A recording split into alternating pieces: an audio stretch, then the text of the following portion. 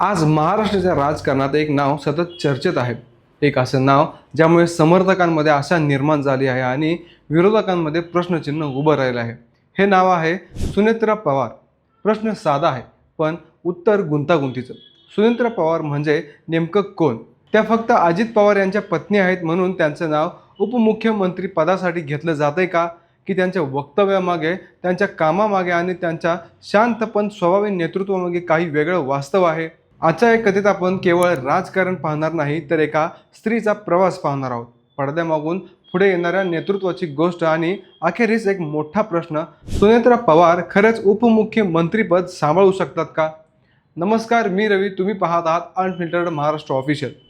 महाराष्ट्राच्या राजकारणात पवार हे आडनाव केवळ एक नाव नाही, एक संस्था आहे. दशकानुदशक या नावाने सत्ता केंद्रावर प्रभाव टाकला आहे. शरद पवार असोत, अजित पवार असो, या नावाने निर्णय झाले, सरकारी उभी राहिली आणि सरकारी पडलीही. पण या सगळ्या प्रवासात एक व्यक्ती कायमची पडद्यामागे राहिली. फारसं बोलली नाही, फारसं गाजली नाही, पण काम करत राहिली. त्या व्यक्तीचं नाव आहे सुनेत्रा पवार. आज जेव्हा त्या चर्चेच्या केंद्रस्थानी आल्या आहेत, तेव्हा अनेकांना प्रश्न पडतो, त्या अचानक पुढे कशा आल्या? की त्या आधीपासूनच तयार होत्या? सुनेत्रा पवार यांचा प्रवास पारंपरिक राजकारणी महिलेसारखा नाही. त्यांना जोरजोरात भाषण करणाऱ्या नेत्या म्हणून ओळखल्या गेल्या, ना सतत वादात सापडणाऱ्या. त्यांची ओळख तयार झाली ती समाजकार्यातून, शिक्षण क्षेत्रातून, महिला सक्षमीकरणातून आणि पर्यावरणाशी निगडीत कामातून.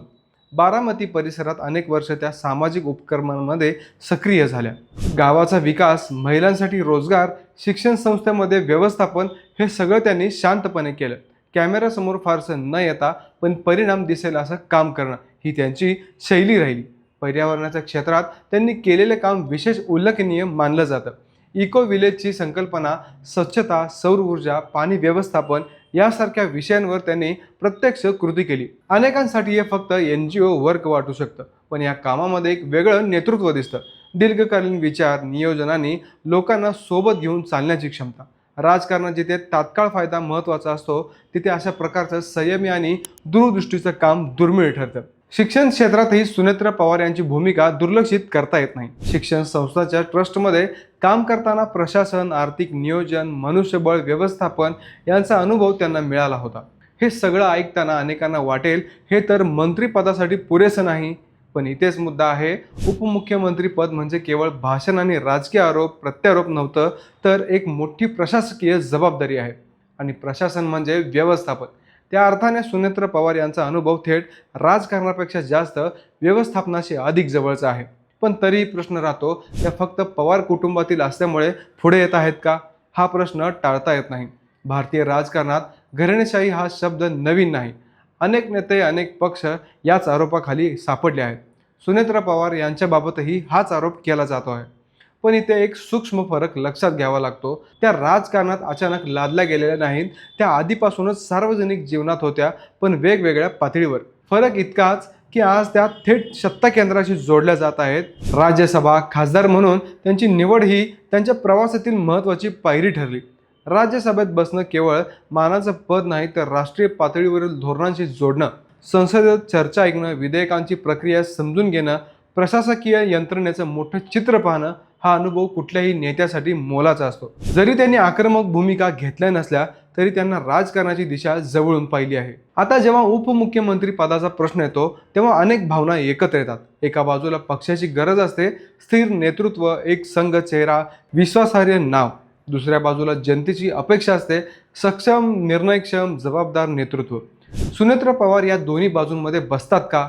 समर्थक म्हणतात हो, विरोधक म्हणतात अजून सिद्ध व्हायचं आहे. आणि सत्य कदाचित या दोन्हींमध्ये आहे. जर आपण त्यांच्या ताकदीकडे पाहिलं, तर सर्वात मोठी ताकद म्हणजे त्यांचा शांत स्वभाव.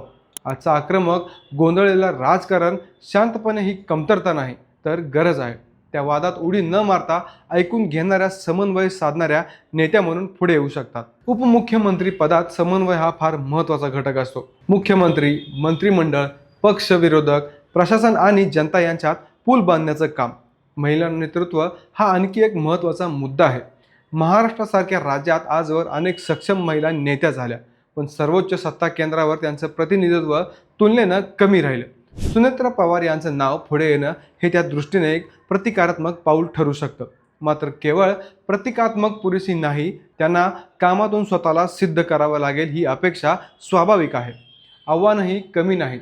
राज्यव्यापी प्रशासन, आर्थिक निर्णय, कायदा सुव्यवस्था, राजकीय दबाव हे सगळं हाताळणं सोपं नाही. आत्तापर्यंतचा त्यांचा अनुभव प्रामुख्याने सामाजिक आणि संस्थात्मक स्वरूपाचा राहिला आहे. थेट सत्तेच्या केंद्रात येताना त्यांना अनेक कठोर निर्णय घ्यावे लागतील. इथेच खरी कसोटी लागणार आहे, कारण उपमुख्यमंत्री पद हे शिकवण्याचं नव्हे तर काम करून दाखवण्याचं पद आहे.